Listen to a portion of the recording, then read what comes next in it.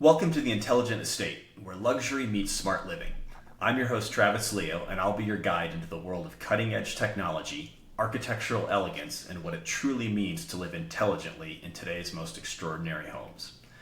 Today's topic is lighting and its role in new modern architecture. Everywhere you go, you see new companies popping up offering, quote, intelligent lighting solutions. There's a lot of players in this space and a lot of confusion, so we're going to dive in. We're fortunate to be joined by an industry expert from South Florida who has years of experience in procuring, designing, installing, programming, and servicing high-end lighting systems in some of the most luxurious residences in that area.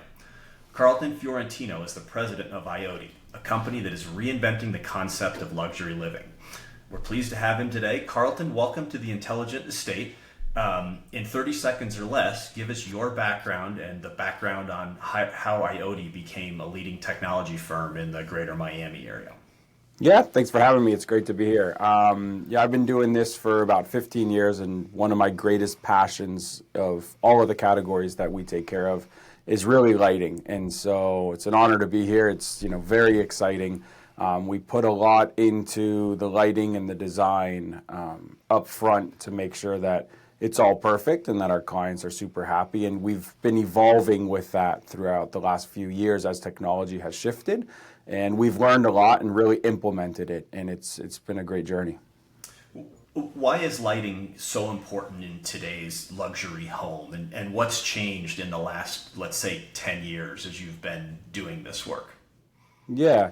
So I think what's important to keep in mind about lighting is that it has many different purposes, right? Lighting is not meant to light a space, It can be task-oriented, it can be to create an ambiance, to create a mood. And as we have more options available, we can reproduce natural light during the day, but also reproduce a more calming candlelight scenario at night, right? So instead of just lighting a space, it's really important that during the day, our home feels like the inside and the outside are one, right? In today's homes, we have more windows, we have more glass, we have more outdoor entertainment, which is a hugely popular topic. And, during the day, how do we bring all of that together to create one ambiance, right? And so that's super important. But then we also have tasks. Sometimes we're cooking, sometimes we're bathing the kids, sometimes we're ready to go to bed or reading a book, right? And it's very important to think about how we're going to use all of those different situations and then be able to create what's needed for each one of those. When you talk about designing lightings in a home, are you seeing more and more architects and builders getting more knowledgeable about this subject, or is it still very early in the process and there's a lot of good enough solutions out there? Yeah, I think it still varies quite dramatically today. I think lighting designers are very important. Some of our favorite architects and interior designers who do amazing jobs, they're just not as well versed in what's available in lighting today as lighting designers are. So I think having that extra team member is really important. We're not seeing it on all of our projects yet, and so we are able to provide some of our expertise on existing designs and make some small adjustments. But I think that there is still a gap there. Just like I believe we're a very important consultant, not only for lighting, but for the rest of the low voltage, I think as technology evolves, lighting designers are becoming more important. And so the same as we have engineers, architects, designers, I think that it's really important that these architects and designers start bringing lighting designers on board early, which is something we can help with, but there's also a lot of third parties that do it as well. So I think that's more of the important part of it. Of the new construction projects that you do today, what % do you think have a lighting designer on them? It's probably about 50%. Okay, so you're seeing half. I think that's probably high. In talking to other peers around the industry, I think in other markets you might see 10, 20% of jobs having a lighting designer. Sounds like South Florida is probably a little more progressive in that space. I actually think we're not. I think we're pretty behind, but what's happened is we have a lot of New York clients, and I think New York is ahead of the curve, right? So it's kind of, we're probably close to zero in South Florida and Miami, and they're close to 100 on high-end projects in New York. And so I think we're getting a bit of that blend. So a lot of our New York, Connecticut clients, they're used to having a lighting designer, right? They already understand that importance, and they're bringing them on board. We're also pushing for it, right? If we get a lighting design and we start talking about lighting technology, we have the ability to say, okay, you're using X fixture, let's use Y because here's some better technology that's available today. But it doesn't mean that fixture works in those locations, right? So we will also make that push to really encourage our clients to hire a lighting designer to get the most out of the fixtures that we're recommending. And you mentioned that you can partner with lighting designers, you can bring lighting designers to the table. What's your favorite way of going about doing that? About bringing a lighting designer in? Yeah. Yeah, I think it's really about, coming to a showroom and educating our clients on why that's important, right? Okay. It's not, hey, you should have this. It's, hey, let's go look at the differences. So most people have lived with or in a home that does not have lighting design, right? Probably 99%, even of high-end clients, right? And so when they experience the difference of what lighting design looks like, it's then their choice, right? I always tell people my job is to educate so that the client can make the decision, right? So we're not here to tell you this is what you should have and we want to sell you this. Our job is to educate their clients on what's available today. What does that lighting technology look like? Then we can bring them to our showroom and let them experience that, which is just that next level of education, so they can make the decision, you know what, yes, this is something that I want and I understand why I need a lighting designer, or, hey, Carlton, this stuff is, super cool, but it's not for me. That's fine as well. Doesn't usually happen, but we leave it open. I don't know many people that have worked with a lighting designer on a project and then done a subsequent project and says, you know what, I'm not going to use a lighting designer.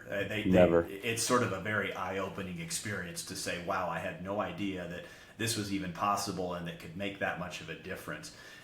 For the couple of bucks a square foot or whatever it costs to, for a lighting designer, and certainly there's higher end ones. I don't want to diminish that, but it seems to be a really, really good return on investment when you're building and designing a luxury home. Absolutely. Yeah, I think without a doubt you nailed it. Nobody's going to do a home without a lighting designer once they've done it with one. Yeah.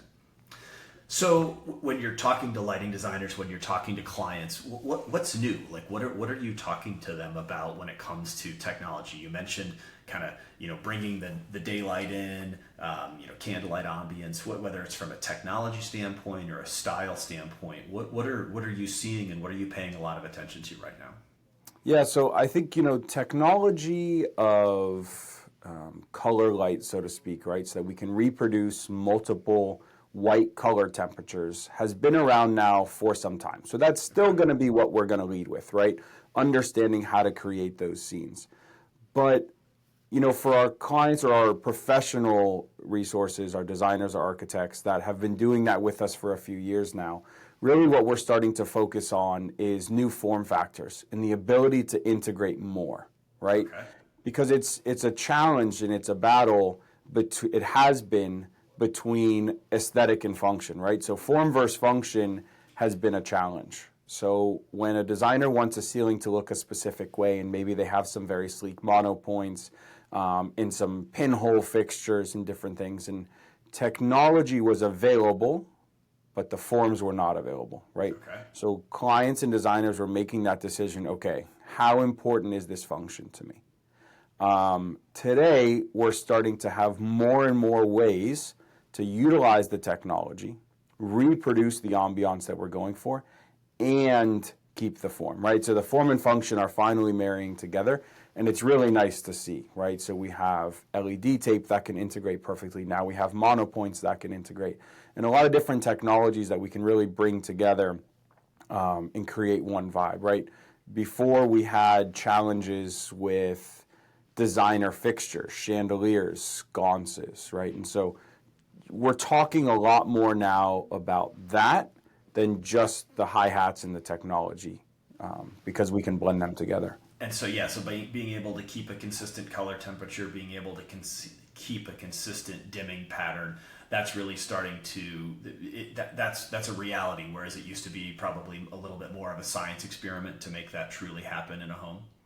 Yeah, absolutely. It's both that and also education. A lot of homes that we would do initially, we would explain to the designers, okay, when you're selecting a design or fixture like a chandelier or sconce, we need specific types of bulbs, right, to match this ambiance that we're going to create. And if they didn't fully understand why, they kind of selected whatever fixture they wanted.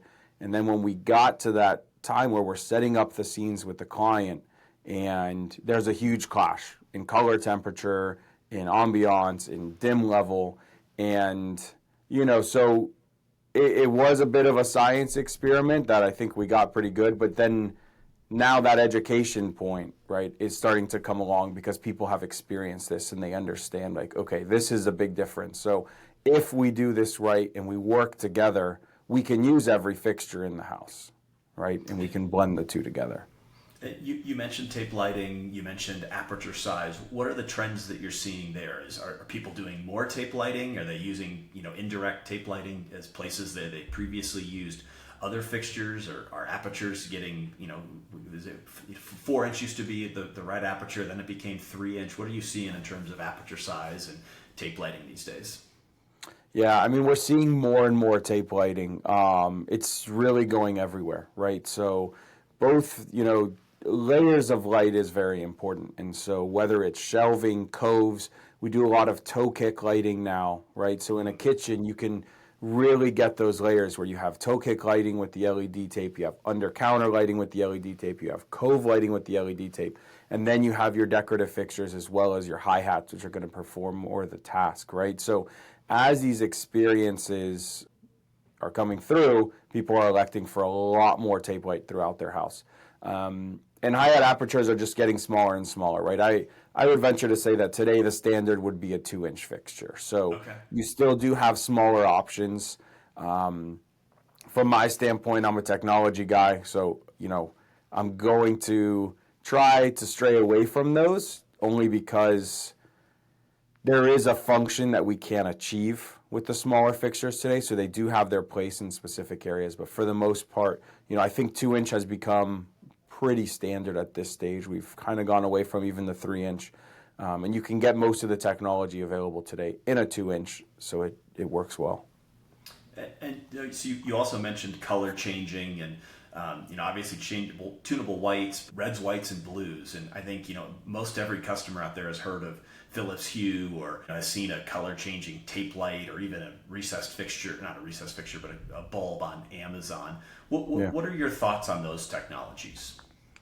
So, to start to talk a little bit about color, white is the presence of all colors, right? If you look at a color spectrum, in order to reproduce white, we use red, green, blue. And so in order to accurately recreate white at multiple color temperatures, we have to have the ability to create color, right? Okay. So if we're going to create a 3,000 Kelvin light fixture, we can create a CRI of 97. So CRI is the color rendering index. It's going to be how accurate that light is compared to the sun, right? And a great way to judge that is going to be if you look at skin tones. Naturally, as humans, we can tell if skin tones are off or not, right? So if we're going to create that one chip, it can look really good. You can get, let's call it a 97 CRI out of that fixture, 100 being the sun.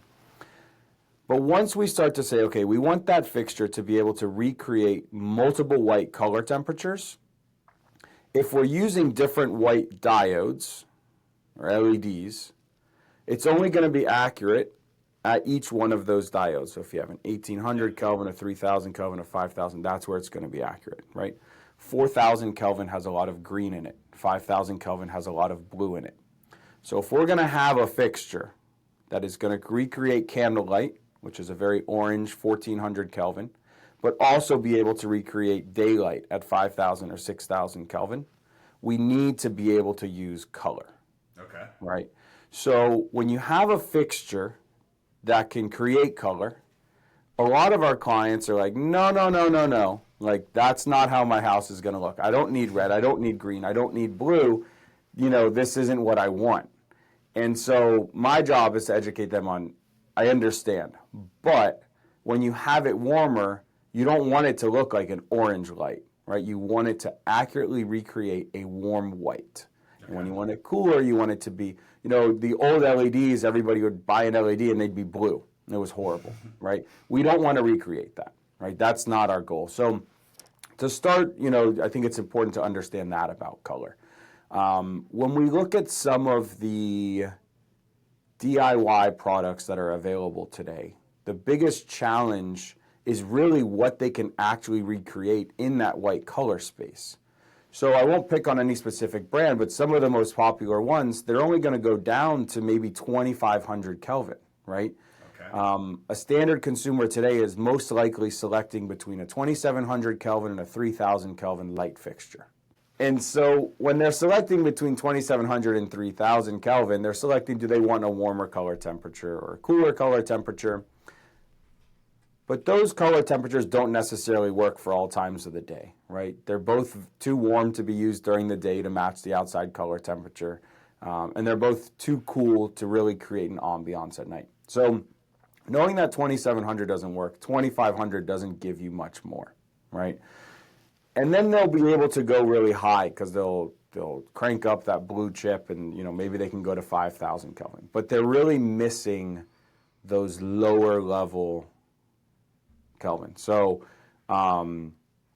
that's where some of the higher end products come into play, right? Recreating accurately warm color temperatures.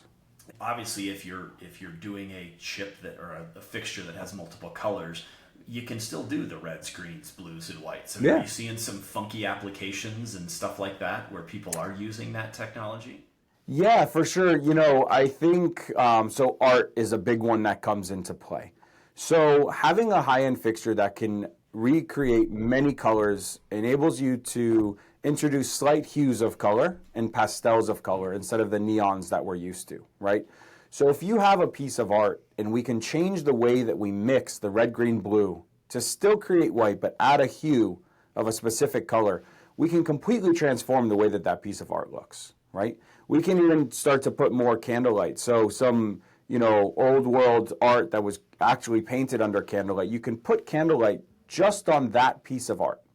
Or if you're having, a specific party that it's going to be a little bit more fun and it's not a, calm dinner party and people are coming over, you can put some red, some green, some blue onto pieces of art while the center of the home, the dining space, the lounge, can still just be a nice warm color temperature, right? So you can create a really fun vibe without it feeling like it's a child's room, And so typically what we do is, we'll come in and we'll tell the client, say, look, let us take a stab at this. Let me create something that I think you'll like, right? I've done this 100 times. We'll recreate it and then see what you think. And usually they're blown away, right? We start to introduce some red or blue into under counter lights in the bar. And you start to introduce like a calming blue in a space. And then majority of the rest of the home is just a very warm 1,800 Kelvin usually color temperature, right? And so I guess you could do red throughout the entire space and, maybe my clients do that when I'm not around. We'll never know. But throw a disco party or a pink party or something like that. So, but we are able to use color to create a fun environment, right? And when we use the pastels of color, there's a great demo we do in our showroom that shows how the pastels of color can work in this space. And they work a lot better when the main area is a very warm color temperature, right? It's almost like that orange. When it's white, when it's a 3,000 color, 3,000 Kelvin, and you have a white light in the middle, and then you have these colors, it just doesn't work. But when you have a warm color temperature, it's almost like like an orangey, like a bronze. The rest of the pastel colors can really blend, and it doesn't feel like you would imagine. You mentioned the demo you have in your showroom. I'll just tell a quick story. We were with another firm out in San Francisco this weekend, and they have a demo of changing that vibrancy scene on a picture. And we were all blown away by what a difference it made by just changing some digital values in a fixture, to the painting from going from looking very red to very blue by bringing and accenting that out. I mean, and these are technologists that saw this. They were like, oh my gosh. Is that the type of capability you have in your showroom today, to kind of show people what technology can do to highlight those high-end art pieces or surfaces, or whatever, car collection, whatever it may be? Absolutely. Yeah. We do that, and we go through the different ranges of how that looks. And it seems like you have to really experience that. I mean, you can talk about it, you can show a video of it, but until you actually experience it, is that kind of what your experience has been, that clients have to experience that in order to really get it? Without a doubt. Without a doubt. It's very hard to put into words what happens, right? And what that experience looks like. It's really hard. So obviously you guys have been designing and installing systems and servicing systems for a long time. Here we are in 2025. What are some of your favorite solutions and products that you guys go to today? So if a client approaches you and says, hey, we want to do a nice lighting system in our house, and here's our lighting designer, where are you going to start from a product standpoint? Yeah, so I think it's important to, instead of starting with the product, we start with the user experience. Okay. Right? So we're going to understand what that user experience should be, both from a control standpoint. How is that system going to operate? Does that client want to touch buttons? Do they not want to touch buttons, right? Do they want to be able to have individual control through a color wheel on an app or not? How are they going to use this system, And then we select products from there. And the reason I say that is there's a lot of great products today, and technology is moving at light speed with all of these technologies in lighting that we're talking about. But they can't all deliver the same user experience just because they can reproduce a specific white color temperature accurately, or many different colors, right? So if we're going to be doing as Lutron calls it, a natural show, right, where the lights are going to change with you throughout the day, there's very few products that are compatible with that, right? So if the client, which is my favorite way to do it, right? So if the client is intent on, yes, we want a natural show, right? We're going to select Ketra products that integrate with that. Now, some of our clients, and a lot of this comes back to the lighting designer as well, they don't necessarily want the lights to change automatically. Maybe we're going to give them 3 buttons on the wall. We're going to have a day, a night, and a relaxed scene, right? Okay. If that's how the user experience and that's how the client's going to interact with their system, we have different products that we'll use, right? So now, because we're recalling a set color temperature or a set color, a set sequence from that button, I can use a lot more fixtures. So, right, we have to play with the two to, it's still not perfect form function, right? But now if, it's more important for that client to have a specific looking mono point, and that mono point is not a Ketra fixture, but it has red, green, blue, white capabilities, and the client would like to experience it through multiple buttons, I can do that. If they're intent on a natural show, we have to have that conversation, qualify the client, and understand that, right? So I have this conversation with manufacturers a lot. I actually had it with one yesterday where they came in and showed us a bunch of products that theoretically all do what we're talking about, and then you start to ask how we're supposed to use that product and what that client experience is like, and it kind of falls flat, right? So hopefully that answers the question a bit. There's a lot, and the design is very important. That design portion is very important. So you mentioned Lutron, you mentioned Ketra. What are some of the other go-to brands that you guys use and work with on a regular basis? Yeah, so fixture types or tape types or. Yeah, we do a lot of, so Lutron, Ketra, fixtures, monopoints, tape lighting. We also do a lot with Prolux. So Prolux has an incredible assortment of LED tape lights that we can utilize, environmental light for LED tape. We also have DMF, who makes amazing fixtures, right? So they have all different ways to control those fixtures. That's a fixture that when we're selecting multiple buttons, as we talked about, works really well, has a lot of different form factors with the same technology. And then there's WAC lighting that we do a lot with. They have a lot of options that we're talking about, as well as warm dim technology. So typically in a home, you're not going to have full-blown red, green, blue, white technology in the entire space, right? Number one, it's a bit of an overkill. Number two, budget constraints, regardless of the budget, start to come into play.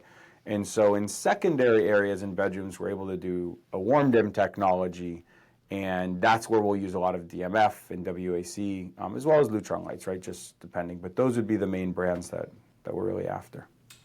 And you also mentioned control. So I've got to think that as this technology becomes more involved and you talk about color temperatures and color and time of day, control becomes a even more important aspect than it used to be, right? I mean, it used to be, yeah, you could push a control system, you could push one button and light the lights the way you want it. Now you've got time of day and all this stuff. What are you primarily using for control? And what are clients asking for when it comes to lighting control? Is it still a keypad on the wall? Do they want voice control? You mentioned a color wheel. Is it all of the above? So I think clients want simplicity, especially, the first question that every client asks after I get done with my demo in the showroom is, how in the world am I supposed to control that, right? Like, I've shown you, 20 different scenarios of different color temperatures, and it's daunting, right? So I think to start, all clients want keypads on the wall, right? Okay. Typically, there are exceptions. Typically, nobody's going to control their lights on a daily basis through their phone, right? Or through an app or through a touch panel. They want to walk into a space, push the button, and the light should do what they want them to do. Or I really like occupancy sensors, right? So the way that we, by default, program our lighting systems is either a high, medium, low button in a space, or what we like to call hello, energize, and relax, right? Which we developed working with some lighting designers. And so when you walk into a space, if you were to select that hello button, that button is going to be a natural show. So it's going to bring the lights to the color temperature and dim level that we have predetermined with the client they should be at that time of the day. So if I hit that hello button at 8 a.m., it's going to be the way the light should be at 8 a.m. And if I hit it at 5 p.m., it's going to adjust to that temperature and brightness and intensity of a 5 p.m. That's a really good idea, because too often I think people say high, medium, and low or something along those lines. And so that, what you said, it was your hello button that's your top button? Yeah, that's a great idea. Right. And then, we try to answer other scenarios that clients are going to have. Again, on a daily basis, we're not going to accomplish everything somebody wants to do through a keypad. So we're just talking about everyday living. Sometimes you walk into the kitchen and it's late at night. Maybe you got home late, you want to cook some dinner, you hit that hello button, and it's a very warm, dim light that doesn't support your task, right? You can hit that energize button and it's going to bring it up to a bright, cool level. Or sometimes it's the opposite, right? And you're chilling, you went to grab something, you can select that relax button, and it's going to give you a warmer tone of that, right? So it's kind of a new techie way of doing high, medium, low, essentially, right? Think of it as a medium, high, and then low, but we're also bringing in color temperature and time of day into this. And so that is our standard and our default of how we like to program things. You then have unlimited capabilities through your phone. So if you want to change what one light is doing, you can.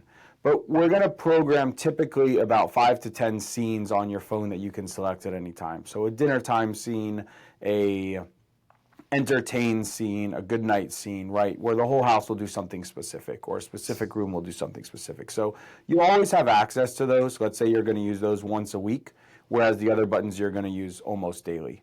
So you're not going to waste the real estate on a keypad with an entertain scene that I might only use once a week. I can easily pull that up in my phone instead of lose the real estate on the keypad for it.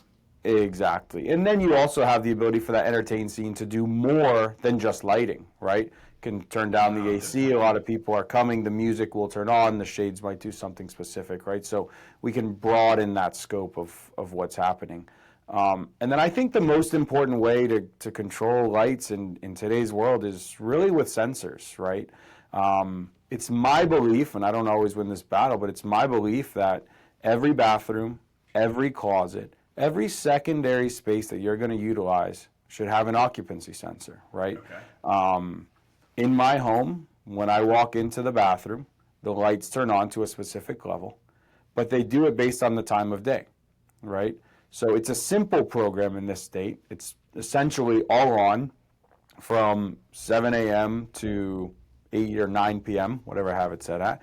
And then after that, it's a very dim level. So if you decide to get up to use the restroom at 1 a.m., your LEDs under your vanity are going to turn on. If you have a cove light, it's going to turn on. If you have a step light in the toilet room, it's going to turn on, and that's it, right? So we're going to try to keep the light out of your eye level, just create a natural dim glow, and go from there, right? So I think that's, super powerful. Doesn't work in bedrooms, living rooms, necessarily things like that. But I think that all bathrooms, all closets, you shouldn't have to interact with a piece of hardware. That's interesting. I mean, that I remember the days when occupancy sensors were like, that was high-end technology. And it's almost like you're recommending kind of going back to that in the sense of, hey, sometimes back to the basics of, if you're in the space, it should illuminate, right? Yeah. But it should illuminate at the right level. I think that's the Absolutely. important piece. So, Yeah, without a doubt. when you get called into a project, or you see a house that maybe they didn't hire a lighting designer, or they what's the 4 cans and a fan or a bank of switches. I mean, where are you seeing people get it wrong? Is it that they're not investing in planning up front? Is it they just don't know what's there? Where do you see clients, architects, builders get it wrong when it comes to lighting? So I think there's 2 main things. I think the first mistake is education, right? Typically not from our professional resources. Maybe they don't fully understand the technology that's available, but we're going to assume that most of them are well educated on lighting in general. But if the client isn't pushing for that, a lot of times an engineer, somebody will do that lighting design, right? And their goal is to ensure that you have enough light, right? Enough lumens and foot lamperts in a space to light it and for it to be safe, right? Mm-hmm. And if somebody hasn't experienced the difference, they're going to be okay with that. The other thing that we see from our designers, our architects, is they design for the ceiling, okay? So this is a very, very difficult conversation to have when a lighting designer or myself will ask somebody to place a light that maybe isn't perfectly symmetrical, right? I'm not telling you to throw lights all over the ceiling, but if you have a hallway in a kitchen, right, or a passageway between an island and a countertop, everybody's going to want those lights right there in the center. Mm-hmm. Well, that creates a shadow from the back of your head when you're using the countertop, right? So unless you have another light in the middle, that light should really be on the edge of the countertop, right? And so when you look at a lot of these concepts, same thing, we see it all the time in family rooms and living rooms. And if there's a decorative ceiling, they want the lights in a specific place for the ceiling to look a specific way. And that ceiling typically does look beautiful. However, those lights don't serve a purpose other than illuminating a space, right? The people, designers, architects, they love to put these double fixtures, right? Yep. They look really nice. They look really modern. And if done properly and they're adjustable, they can have a function, don't get me wrong. But they usually aren't, right? They're placed symmetrically within the space. And so we have to show clients that, hey, the lights can be out of the airplane, runway grid that you're used to, still look good, but now they serve a function, right? So many times I'll sit down in a family room at a client's house, and that light will just be right above me. And they have the most beautiful coffee table, and there's nothing over it, right? Not even a decorative fixture. Or sometimes there is a decorative fixture, but nobody took into consideration that coffee table. And so the decorative fixture looks beautiful, the ceilings look incredible, but nobody's appreciating, the veins in this Italian stone coffee table that took, 6 months to get here, came, on 3 trains, 2 cars, and a plane, and is really magnificent, but it just doesn't pop, right? Because we designed for the ceiling.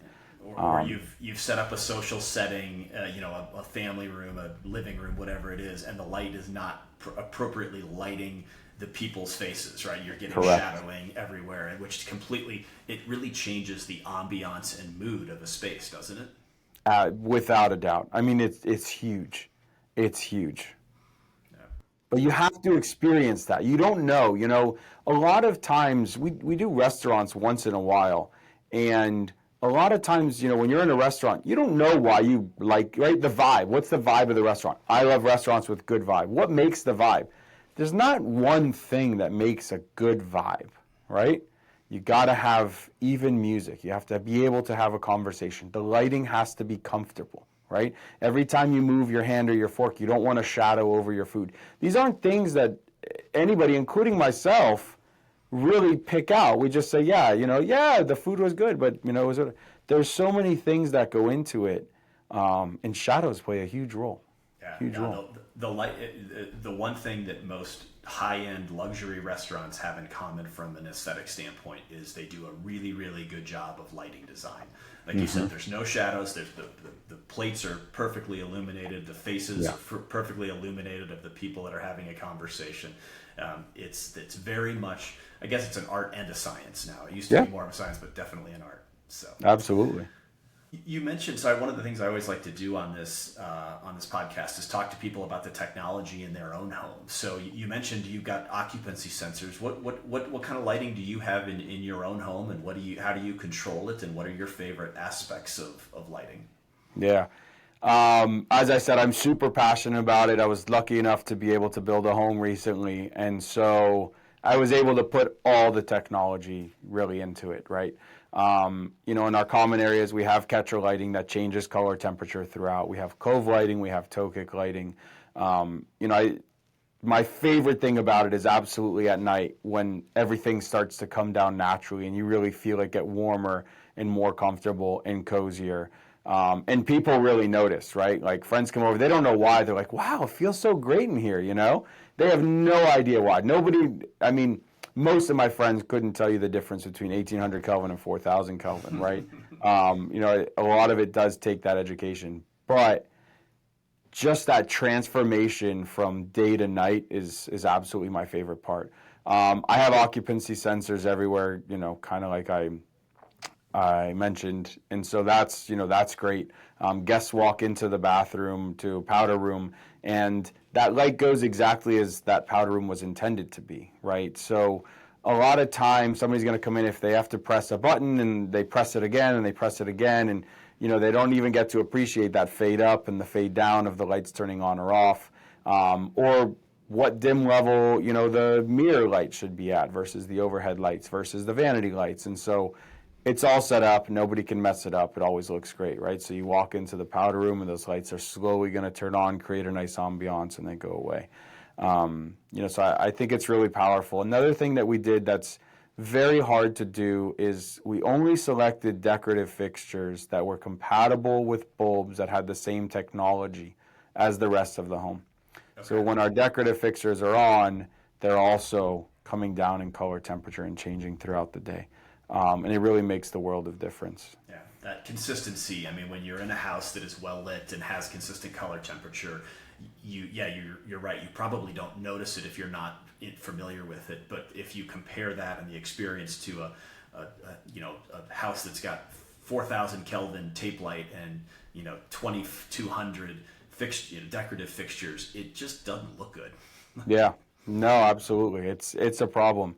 And to touch, on the controls other than the occupancy sensors, we touch very few buttons. So in our bedroom, we have, two buttons essentially that we use, which is like a day and a nighttime button. The top day button will naturally change based on the time, but sometimes we just want a cozier vibe earlier on. Maybe we're going to bed early or we're going to sit down to watch a movie. So, we touch that. We have a button that turns off all the lights downstairs when you get to the top of the stairs. And then we have a good night button. And the only other button we use is at the bottom of the stairs. We have a hello button that turns on the great room space, right? And then that will change throughout the day without ever touching another button. So I have a lot of keypads that don't get used. They're there. Everybody, clients, including myself, we're always hesitant to say, oh yeah, let's just not put a keypad there at all, right? It's like, wait a minute. Like, no, I need to be able to control the lights in that space. And so a lot of keypads that aren't used, but they work. Are you using your phone and the app a lot to control lights, or do you find that you've been able to dial it in, the programming, the keypads for your personal experience, though otherwise, other than that, once a week party scene or whatever that you might do, how much are you relying on your phone to control the lights? Very little, only for specific scenarios. So we will do it for when we're entertaining or for a dinner party. Other than that, it's completely dialed in. I mean, it does take time. We spent a lot of time adjusting it. Obviously, I have the luxury of I decide I want to adjust something, I open my computer, I do it, and it's done. But we really encourage our clients to spend time with us and understand that importance. Like, it does take time, but nobody's lived in that home before. No matter how good your designer or my team is, like, nobody's lived in that home, right? It's not going to be right until we spend the time together in the evening hours, And in summer, that can be hard. A lot of our clients move in the summer. It doesn't get dark until 8:30. And so, we ask them to commit sometimes until 10:30, 11 o'clock at night to really go through these spaces. But, you spend 3-4 hours and you have the next, 10 to 20 years of living in this home with perfect light. And it makes a huge difference. Well, as we wrap up the conversation today, if you were to give one piece of advice to somebody who's building a new home and is intrigued by what they heard today, or is interested in how lighting has changed and evolved, where would you encourage them to go for resources or planning or knowledge? What are some of your favorite sources out there? Who would you turn to? I think you should find a trusted integrator first and early. Right? There's so much out there. And even if I give you a website today, for instance, by the time this podcast airs, there's going to be change of technology, right? And so I think it's important that you interview a couple integrators and you really select the one that you are most comfortable with, and don't be afraid to learn. Okay. A lot of clients, they really want me to, they don't want to spend the time. They don't understand the importance of what it is that we're talking about. And so they say, okay, well, just propose what you think, right? Think you should spend time with integrators. Ask them questions about how they live, right? What have they done with other clients? What are their favorite things that they've done for other clients? And what are those clients' favorite things, right? Understand and find somebody that you feel good with and that those answers jive with your lifestyle, right? And then rely on them and spend the time to help that integrator understand what your family is like, how you live, if you like to entertain, right? And really spend that time, because I don't think it happens anywhere near often enough. I'm guessing from your answer to that question that you a lot of times run into a client that just says, yep, do what you want, and then you do what you would do, and it may not be consistent with what they would do. And that can lead to probably a sort of, kind of reaction when it's done, versus those that spend the time, probably appreciate it, and are the ones that refer more business and are super, super happy with the next 10, 15 years of the lighting in their home. Absolutely, without a doubt. We're at the stage where if we can't go through those steps, right, we'll kind of start to back away and say, like, listen, Mr. Client, like, I understand that you're ready to write us a check, and I'm happy that but if we can't meet your expectations, right, and if we don't understand what your expectations are, it won't work for either of us, right? Our entire business is based on happy customers and referrals. And why should they spend all that money and then not get it, right? And a lot of times they'll be like, oh, okay, and they'll come and they'll hang out for 2 or 3 hours, or a couple meetings, It's just really important. We're the only sub that after the home is done, we're still with you, We're going to tailor that home to exactly how you want it to be. You're not going to move electrical outlets. You're probably not going to change your plumbing. You're definitely not going to, adjust your ACs unless something happens, in 10 years. But those aren't things that you're interacting with every day. Lighting is something you interact with every day. You want to get it right. Yeah, that's great. Well, Carlton, thank you very much for being here with us today and being on the Intelligent Estate. If people want to get a hold of you, I'll go ahead and put your contact information and your company's website up here. I guess I will ask one other question, or just quick question. You said get involved early. What's early mean? When should I get somebody involved? So planning stages, right? Once you've selected your architect, maybe you've selected your interior designer, start having conversations with an integrator, right? Because you're not going to get a proposal and you're not going to give any money at that stage, but you're going to start understanding what's available, becoming educated, to then have those conversations with the architect. Because so many times we get plans that are completely done, and it's like, okay, well, you said you want to do X, that's going to take Y, which means we have to go back to your architect and no, like I'm already in construction drawings, right? Whereas, I can't speak for every integrator, but if somebody calls you up and says, hey, what's available, we can say, hey, yeah, tell your architect that, we're going to need this. Tell your electrical engineer we're going to need this. And we can just get a step ahead of the game. And then as those design drawings progress, now you should get a design drawing done from the integrator, right? So many times we're in way too late. And then things that wouldn't have cost more money just can't be done, right? Without setting back the clock and redoing time. And time is very hard. And so,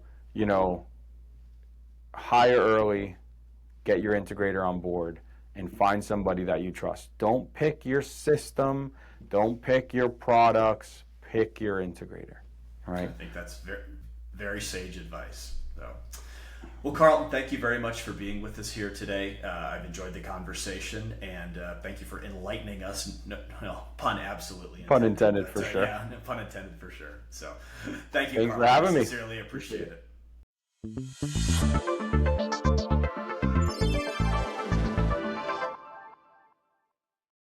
That was a really fun conversation with Carlton. I really enjoyed learning more about the role of lighting designers and how important it is to really see and experience some of this technology in a showroom to see what it can actually bring to your home. Before we get to the wrap up here, I've got a couple of listener questions that I'd like to address. First off is Paul in Las Vegas, who asked, what's the best way to future-proof my smart home investment so I don't have to upgrade everything in 2 years? It's a great question. I get this a lot. Technology certainly has changes. It's going to evolve, it's going to mature, it's going to get better.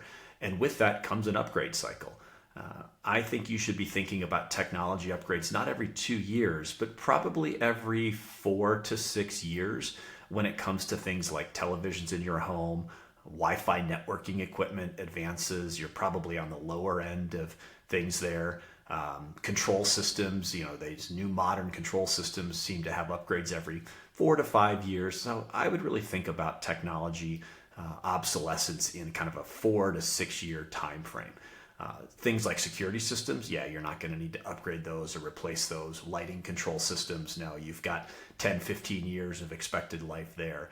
But for some of the more advanced parts, like I said, televisions, Wi-Fi networking equipment, cameras, higher resolutions, I think a 4 to 6 year investment time frame is about right.